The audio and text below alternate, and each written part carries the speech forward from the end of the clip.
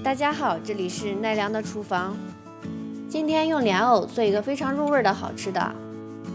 莲藕洗干净以后去皮，切成小方块，泡在清水里，防止变黑。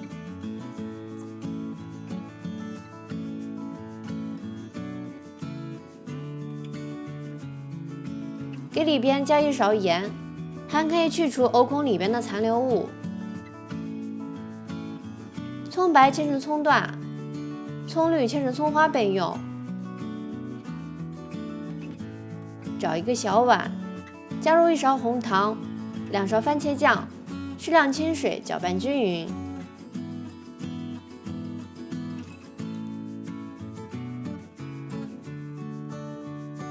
莲藕泡得差不多了，把它捞出来。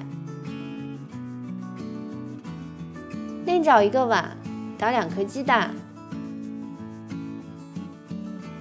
鸡蛋搅散以后倒进莲藕里边，翻拌均匀备用。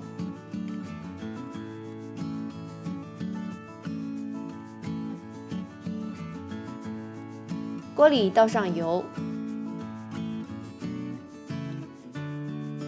油热倒进鸡蛋和莲藕，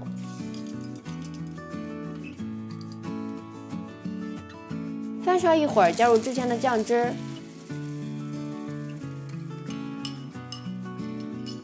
盖住，煮至莲藕变色的时候，加入葱白，转大火，加上适量盐翻炒，炒熟就可以出锅啦。